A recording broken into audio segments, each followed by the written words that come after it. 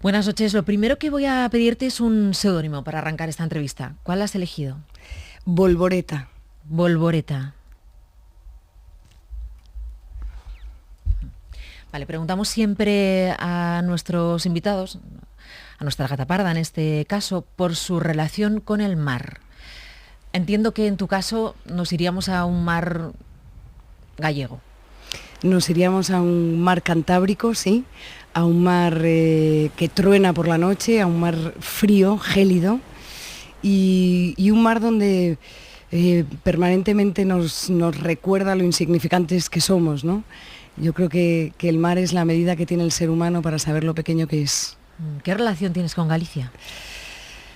Toda y ninguna, y desde luego menos de la que me gustaría. Digo toda porque forma parte del paisaje de mi infancia, de mi adolescencia, forma parte del acento que he escuchado en mi casa, que he oído a mi abuela, porque no conocía a mi abuelo, a mi padre. Me emociona cuando le escucho hablar gallego, cuando escucho hablar gallego en general. Sientes algo que te reconcilia con la indiferencia de no ser nada, ¿no? En este Madrid tan, a veces, tan impersonal. Y te digo nada porque, fíjate, no tengo casa en Galicia, ni siquiera la de mis abuelos o la de mi padre, solo nos quedan muertos. Cuando vamos a Mosteiro, esa pequeña aldea de la provincia de Lugo, lo que tenemos es que visitar nichos, porque no nos queda nada más. Así que es una relación en ocasiones mágica, a veces nostálgica, pero siempre emocionante. ¿Cómo era tu abuela? Mi abuela era una mujer mandona, de nombre Ángela, pero todos la conocíamos como Angelita, yo creo que para tratar de endulzar el mal carácter que tenía, ¿no? Pero fue una mujer de manos deformadas por haber tocado mucha tierra, manos ásperas por haber acariciado a mucho ganado, y una mujer que sobre todo pretendió que sus hijos salieran de aquel pueblo que les podía ofrecer poca cosa, ¿no? Y se empeñó en que sus hijos estudiaran y lo consiguió, con lo cual una mujer también valiente, una mujer que murió sin memoria, murió con este Alzheimer tan terrorífico, ¿no? Que le borró todo. Y recuerdo que aún en sus últimos años era una mujer tremendamente presumida, que se ponía incluso collares de plástico pensando que serían perlas muy valiosas, ¿no? Y una mujer que siempre pensaba que la robaban. Y supongo que eso debía ser alguna reminiscencia de la aldea donde a todos les robaban una gallina o una vaca, no se atrevía a nadie. Y una mujer con cara de meiga, fíjate lo que te digo. La de gente que al oírte decir mi abuela creía que la robaban, habrá pensado, la mía también. Sí. ¿Qué les pasa a los mayores que piensan que permanentemente les están robando, ¿no? Cuando llegan a esos últimos años de su vida, quizá con el ansia de que no les quite lo poco o lo mucho que tengan, piensan que se los va a robar. Yo tengo una abuela viva de 94 años, mi abuela Sole, que ahora piensa también que le roban. Así que debemos tenerlo en mente para cuando nos vayamos acercando, ¿no? Nadie roba, y menos vejez. Vamos a irnos al año 1977, año en el que naces. Y voy a ponerte algo que ha tenido que estar tan presente en tu vida que igual me dices, pero por favor, otra vez. Puedo prometer y prometo intentar elaborar una constitución en colaboración con todos los grupos representados en las Cortes, cualquiera que sea su número de escaños. Puedo prometer y prometo, porque después de las elecciones ya existirán los instrumentos necesarios, dedicar todos los esfuerzos a lograr un entendimiento social que permita fijar las nuevas líneas básicas que ha de seguir la economía española en los próximos años. Puedo prometer y prometo... Adolfo Suárez, año 1977, antes de las elecciones de junio, sí. Un discurso que se convirtió en el símbolo de la transición y que escribió tu padre, año en el que naciste. No te puedo decir otra vez porque es la primera vez que alguien me pone el audio de Adolfo Suárez para hablar de esto, ¿no? Con lo cual, sí. Así que no es otra vez. Qué bien. Sí. Hombre, ese discurso y ese puedo prometer y prometo forma parte también de lo que soy irremediablemente, ¿no? Pues si tuviera un padre que hubiera hecho otras cosas o que no hubiera hecho nada, pues sería otra cosa, pero esta lo ha sido. Y él siempre decía, no tuvo ningún valor escribir aquello, el valor fue de quien lo pronunció. es decir, Suárez, ¿no? Que podía haber dicho, esto se escapa un poco de lo tradicional del discurso político, ¿no? Y tenía algo también de retórico en ese puedo prometer y prometo, con lo cual él siempre dice que el mérito fue de Suárez y no suyo. Fíjate, yo pensaba al ponértelo que tu padre escribió esto cuando tu madre estaba embarazada de ti. Sí. De modo que, de alguna manera, ese puedo prometer y prometo también tiene que ver con la esperanza, con la buena esperanza. Pues puede ser, es bonita también esta asociación que nadie había hecho. ¿Ves como siempre hay primeras veces incluso para lo que parece muy manido? Pues es probable, yo a veces lo he pensado, mi madre embarazada de mí, mi padre haciendo eso, haciendo probablemente el que haya sido el trabajo de su vida, aunque luego ha tenido otros también muy excitantes, pero por el que más se le recuerda es por ese discurso, ¿no? Luego él dice que a mí ya me vio andando, es decir, cómo debían ser aquellos años de entrega total y absoluta al periodismo, a la política, años desde luego emocionantes porque estaba todo por construir, ¿no? Y yo pues ahí andaba flotando en el líquido amniótico de mi madre y supongo que sí, con la esperanza de que este país saliera adelante. ¿Por qué Sonsoles Onega se ha puesto de seudónimo Bolboreta? Bolboreta significa mariposa en gallego, es también un libro de Wenceslao Fernández Flórez, siempre me ha gustado La mariposa y el libro Bolboreta, que es una novela pequeñita, siempre ha estado en las sucesivas bibliotecas que he tenido. Soy una mujer muy nómada, cambio mucho de casa y siempre el último libro es Bolboreta, no sé por qué, aparece ahí, que realmente no está ordenado por la V, sino por la F de Fernández Flórez, pero me acompaña siempre. Y Bolboreta me gusta. Dicen que las mariposas solo vuelan en ambientes muy limpios, cero tóxicos, con lo cual es sinónimo de limpieza y también de evolución, ¿no? El gusano que se convierte en mariposa. Jamás se convirtió un gusano de seda en mariposa, al menos los que yo tenía en cajas de zapatos, ¿no? ¿Tenías? Sí. Tenías los gusanos de seda. ¿Te acuerdas del olor de la morera y te acuerdas del olor de los gusanos de seda dentro de la caja de zapatos? Era terrorífico. Las que hacíamos agujeros. Agujeros, totalmente. Y luego nos íbamos a buscar las hojas de las moreras. Sí. Hacíamos esos capullos espantosos amarillos. Pero y ahí... ¿alguna vez a ti se te convirtió en mariposa? Bueno, en polilla. En polilla sí. Salían polillas, ¿de acuerdo? Fíjate que pienso que debe ser un mito de todas las infancias, o al menos de la nuestra, tener gusanos de seda y soñar con que se convirtieran en bolboretas que nunca se convertían, pero bueno. Sonsoles, yo te iba a traer a unos niños que seguro que han tenido mucho que ver en tu vida, que son... No pongas esa cara de susto. A ver. Que son Daniel el Mochuelo, hombre, Germán el Tiñoso y... ¿Cómo era el otro? ¿Roque? Los personajes del camino. Daniel el Mochuelo, Roque, efectivamente. Roque, a ver si me acuerdo. La Guindilla, que era la que siempre andaba ahí reprendiéndolos. Y fíjate, en el centenario de Delibes, este libro es... ¿Cuántas ediciones, cuántos libros tienes del Camino? Pues del Camino tengo varias ediciones de las normales y luego tengo una edición maravillosa, facsímil, que hizo Destino con motivo de algún aniversario de la publicación del Camino, que es maravilloso porque tiene en las páginas pares la novela escrita a mano por Delibes y en las impares ya mecanografiada, ¿no?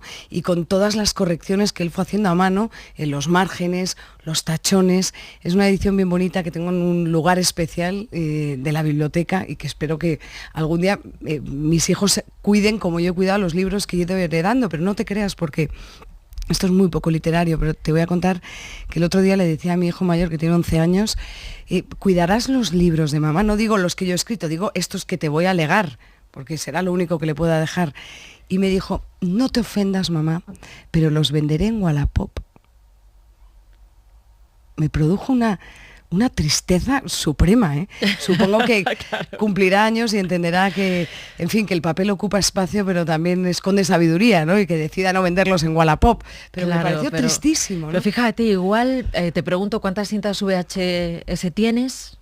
No muchas. Ya no tienes, o ¿no? ¿Cuántos discos, vinilos? Leerán de otra manera. No significa que no vayan a leer, ¿no? Pero ya, de otra manera. Pero tendrán que conservar los libros, ¿no? Yo creo que hay determinados placeres que no se pueden extinguir y el de abrir un libro y que sientan la curiosidad por ver incluso qué subrayó su madre o su abuelo, porque yo tengo mucho libro que me ha dado mi padre, ¿no? O sea, ¿cómo lo va a vender en cualquier plataforma de venta de segunda mano? Me pareció terrible, ¿no? Pues espero que reconducir ese niño. Sonsoles, ¿qué significa para ti media biblioteca? ¿Media biblioteca? Cuando a ti te toca media biblioteca. Has escarbado en lo más profundo, ¿eh? Bueno, pues tiene algo de doloroso, ¿eh? Porque media biblioteca es lo que me tocó cuando mis padres se separan y deciden que esa enorme biblioteca de 2 plantas que fue construyendo, y ahora lo entiendo, mi padre durante muchos años, era para mí y otra media para mi hermana. Con lo cual tiene algo de fin de una etapa de tu vida, tiene algo también de momento de abrir un testamento, ¿no? Y decir, bueno, lo que te voy a dejar es media biblioteca y otra media tu hermana, y poneos de acuerdo si discutís por los libros de literatura extranjera, los de filosofía, los de política. Al final llegamos a un acuerdo razonable y nos llevamos pues una parte ya de literatura española, de extranjera, en fin. Y todo eso estuvo en cajas durante décadas, hasta ahora. Ahora ha llegado el momento en el que he podido abrir la media biblioteca que estaba en cajas, sumarla a la pequeña biblioteca que yo he ido haciendo, y ahora tengo una gran biblioteca por fin ordenada alfabéticamente, gran para mí, probablemente hay bibliotecas maravillosas por ahí, ¿no? Pero es todo lo que tengo, esos libros, por eso sí, me ofendió mi hijo. Por eso, claro, por eso quería ir ahí, ¿no? Sí. Al final en Wallapop. Sonsoles, ¿en qué momento vital dirías que estás? En un momento de aterrizaje. Estoy aterrizando después de 2 años de muchos cambios profesionales, de cierta reinvención, aunque no nos podemos reinventar demasiado, y también de encontrar y colocar las piezas personales, ¿no? Es verdad que las cosas que te pasan en la vida te obligan a reinventarte, pero probablemente ninguna como una separación, por ejemplo, ¿no? Así que ahora me siento más... no sé cómo decirte, porque no quiero decir que me siento más sola que nunca, pero en cambio más fuerte que nunca, ¿no? Probablemente por todo lo que me ha pasado en 2 años en los que mi vida ha cambiado, y ahora soy una persona pequeña que se dedica precisamente a presentar programas de televisión, pero que pretende no dejar de ser nunca la que fue, ¿no? Sobre todo para tus hijos y la gente que te rodea, ¿no? Y en eso estamos. ¿Cómo ha sido, Sonsoles, ese paso de ser una cronista parlamentaria, de cubrir información desde la Audiencia Nacional, del Congreso de los Diputados, a sentarte en un plato en el que igual cuentas información política, que sucesos, que prensa del corazón, con la mala fama, y digo mala fama entre comillas, que ha tenido siempre ese tipo de prensa para, también lo digo entre comillas, el periodismo entendido como más serio? No comparto esta idea, pero sí quiero saber cómo fue para ti ese paso, cuando te ofrecen hacer Ya es mediodía y de repente sabes que sales de ese papel que te llevaba a todos los informativos en prime time, contando información rigurosa. Sí, pues te diría que fue natural, pero no fue natural, porque lo natural es seguir haciendo lo que haces en sitios distintos, ¿no? Pero no, lo mío no fue natural, fue extraordinario que alguien en la calle polvorienta de repente piense en que puede hacer un programa de actualidad. Pero sí fue natural en el sentido de que no me dio tiempo a pensarlo demasiado. Dije, bueno, sé que esto es una oportunidad, uno lo sabe, no lo voy a pensar demasiado y voy a subir a ese tren y veremos dónde me lleva, ¿no? Con billete de ida, y si acaba dentro de 2 meses, pues ya estaría bien simplemente haber vivido la experiencia. El tipo de información que tratamos en Ya es mediodía, que no es exactamente la que yo había tratado durante pues 20 años, madre mía, cómo pasa el tiempo. Años, sí. Durante 20 años, sí. Al final requiere lo mismo, que es algo de sentido común, si es que existe, un poquito de rigor, que siempre es necesario, y ponerte siempre en el lado del personaje del que estás hablando. Y me da igual si es la madre de una niña a la que acaban de violar y asesinar, o el presidente del gobierno, o un personaje de la Crónica Rosa, ¿no? Todos merecen el mismo respeto, y además es que hay una audiencia que efectivamente consume este tipo de contenidos que a mí me parecen igual de dignos. Yo creo que Ya es mediodía es un programa que se parece mucho a la gente que baja a tomar un café al bar. no todo el mundo está disertando sobre obras maestras de la literatura clásica durante un café. No. Habla un rato de lo que le pasa en su casa, otro rato habla de ese personaje que le ha conmovido porque ha dejado a su mujer, y estoy pensando en Enrique Ponce, por ejemplo, del que han hablado de todo tipo de personajes, desde políticos hasta cualquier persona, y luego hablas un rato de lo tuyo, ¿no? Es decir, que es una conversación normal que tienes con el espectador, solo que lo hacemos en un plató de televisión, pero poco más. Cubrir información política o información judicial, ¿te ha enseñado a confiar o a desconfiar más en la gente? Te diría que de los políticos, según los he ido conociendo, desconfío más, pero te voy a explicar por qué.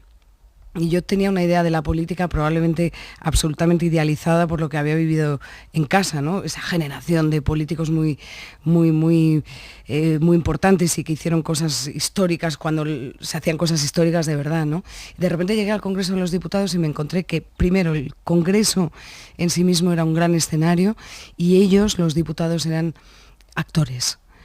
Que cuando se encendía la cámara de televisión se llevaban muy mal, pero cuando se apagaba eran capaces de establecer conversaciones, supongo que edificantes, en un rincón del patio del Congreso de los Diputados, y eso me indignó, porque tienen la necesidad de ser ejemplares cuando la cámara está encendida, no cuando nadie les ve. Y eso me hizo desconfiar, porque ya desconfío del cabreo impostado cuando están en la tribuna de oradores. No es del todo cierto, ¿no? Y lo que me gustaría es que lo que son capaces de hacer en privado lo puedan trasladar a la esfera pública. Estamos necesitados realmente de discursos ejemplarizantes que bajen un poco el listón de la tensión y de la crispación, porque al final eso se traslada a la calle irremediablemente. Se ha trasladado ya a esas redes sociales que no manejamos, que están contagiadas por tantísimo odio que ellos, en cierto modo, a veces también trasladan a la sociedad con discursos incendiarios, ¿no? Así que probablemente haya desconfiado más. En cambio, de los jueces, o en los jueces, creo más. Porque la justicia, con todo, probablemente sea una justicia lenta y sea una justicia que dilata los procesos en exceso y a veces se confunde seguramente, pero gracias a los jueces tenemos a ministros, exministros, expresidentes autonómicos, miembros de la Casa Real en la cárcel. Y eso a mí me permite creer en el Estado de Derecho, que es lo único que tenemos. Olvidémonos de todo lo demás. Lo que tenemos es ese Estado que se construyó hace muchos años y conviene no escupir encima de él demasiado. Sonsoles, ¿y de los famosos? O sea, conocer de cerca a los protagonistas de la crónica social, de la prensa rosa, ¿te ha hecho confiar o desconfiar más en la gente? Bueno, tampoco conozco a muchos, fíjate, conozco a los de Sálvame porque el plató ya es mediodía, está al lado y nos encontramos cuando terminamos y casi hacemos intercambio de papeles en los pasillos. Y pues te diré que es gente divertida, con muy pocos prejuicios, con interiorizado la necesidad de entretener a la gente que les ve, ¿no? Y eso me parece muy noble, porque tú sabes, pues sí lo sabes, porque haces un programa de noche que escucha mucha gente sola, la compañía que hacen este tipo de formatos. Sí. Mi abuela ha hecho suyos los personajes, por ejemplo, de programas como Sálvame, no me produce ningún pudor intelectual reconocer que así es, ¿no? Es el gran hallazgo televisivo. Y ahí lleva mucho tiempo, ¿no? Sí. Entonces, yo creo que a veces se dispara injustamente contra este tipo de formatos, no siempre se valora el talento televisivo que hay, porque lo hay. O sea, Sálvame ha renovado el lenguaje televisivo y a partir de ahí se han inventado programas televisivos de política que tienen ese lenguaje. Con lo cual, no pasa nada por reconocer a cada uno lo suyo, ¿no? Bueno, tengo aquí 1000 besos prohibidos. Tu última novela, cuando te preguntamos al principio del programa que dónde te llevaba la palabra presentar, citabas también lo de presentar un libro. Claro, ¿qué diferencia cuando publicas Después del amor, que gana el Fernando Lara, que hace que vayas de gira durante un año entero a un montón de sitios donde puedes encontrarte con tus lectores, a publicar 1000 besos prohibidos con toda la ilusión que supone publicar una novela, con todo el esfuerzo que supone escribirla, y de pronto te pilla en medio de la pandemia y todo parece paralizarse, ¿no? Sí. ¿Cómo lo has llevado? Es que se paralizó, es verdad, y además incluso se retrasó la salida de la novela, que iba a salir en abril, tuvo que salir en junio, en fin, eran males menores, ¿no? Acuérdate cuando estábamos contando miles de muertos al día y la novela no sale bien, no pasa nada, es un mal menor, pero es verdad que ha cambiado radicalmente la manera de interactuar con tus lectores. Yo siempre digo que sin lectores no hay literatura y si hay un momentazo cuando sacas la novela y estás de giras, encontrarte con ellos, ¿no? Y ese placer de compartir impresiones sobre eso que has escrito y que los lectores reciben cada uno de una manera distinta. Todo se ha bajado el telón de todo eso, no ha habido nada presencial, salvo alguna cosa muy menor, con lo cual pues es extraño, es distinto, tiene algo de tristeza el no poder concluir como se concluye este tipo de presentaciones, ¿no? Que es estar con los lectores. No va a haber Feria del Libro en Madrid, no ha habido San Jordi, no va a haber nada, ¿no? Pero bueno, en cierto modo, pero no es comparable, lo sustituyen las redes sociales, pero no es lo mismo, ¿no? Las dos novelas tienen que ver con el amor, con una decisión de una mujer, la primera Carmen, la segunda Constanza, la primera novela Carmen, la segunda Constanza, y con el amor interrumpido. Sí. ¿Por qué te atrae tanto? Bueno, sobre todo esta, 1000 besos prohibidos, sí que es un amor interrumpido, de esos que yo creo que todos de una u otra manera tenemos, ¿no? Historias que hemos vivido que se interrumpen por alguna circunstancia de la vida y que se retoman años después cuando hombre y mujer, o mujer y mujer, u hombre y hombre, es decir, los personajes de la historia y de cualquier historia se vuelven a encontrar. No hay nada más excitante que el reencuentro de dos personas que se amaron tiempo antes, ¿no? Uh-huh. Y tenía ganas de escarbar en eso, en lo que produce reencontrarte con un amor que ha sido, ¿no? Y que no implica además empezar de cero, porque casi todo ya está dicho. Supone casi retomar el párrafo donde lo dejaron, ¿no? Uh-huh. Y eso es lo que hacen Constanza y Mauro en esta novela. Que Mauro es sacerdote. El otro día leía en una entrevista que te hicieron en Zenda, que te hizo Karina, ¿sí?, que te gustaría entrevistar al Papa Francisco. ¿Qué le preguntarías? ¿Sí? ¿Crees en Dios? Por ejemplo. Sí me gustaría entrevistar al Papa Francisco, primero porque de la Iglesia he aprendido mucho escribiendo este libro. Empecé además, no quería tener prejuicios ni quería escribir o entonar la voz de un sacerdote sin saber lo que piensa de verdad y lo que siente un sacerdote. Y entonces ahora sí me gustaría hablar con él porque creo que la Iglesia, me gustaría entrevistarle, la Iglesia tiene alguna asignatura pendiente con la sociedad actual. Uh-huh. Y quizá tienen que dejar de pensar que somos un club privado con nuestras normas y quien quiere las acepta y quien no, que no entre. Porque es una forma de cerrar puertas y no abrírselas a gente que podría entrar y renovar la Iglesia. Las iglesias se han vaciado, eso es una realidad. La crisis de vocaciones está ahí. Los seminarios están vacíos también, ¿no? Y quizá la Iglesia tiene que hacer una reflexión en torno a todo esto.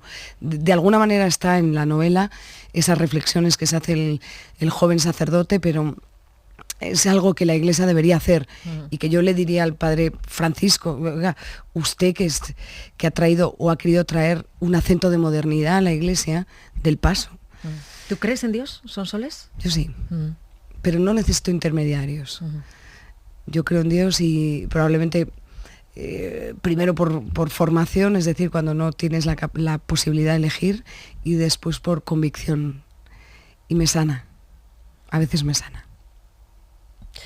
¿Quién dirías, Sonsoles Onega, que es el faro de tu vida?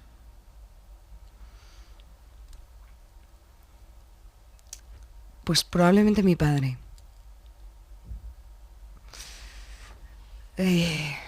Fíjate que yo algún día también tendré que romper con todo esto, ¿no? Casi lo digo de una forma épica, pero es que tampoco me cuesta reconocer que ha sido así, ¿no? Y no solo porque nos dediquemos a lo mismo, probablemente habría sido igual si los dos fuéramos peluqueros y yo heredara su peluquería o su tienda de ultramarinos en la trastienda de Gran Vía, ¿no? Pero es un hombre que siempre ha sido muy, muy, muy honesto con nosotras, cuando digo nosotras, mi hermana y yo, Cristina, ¿y tú?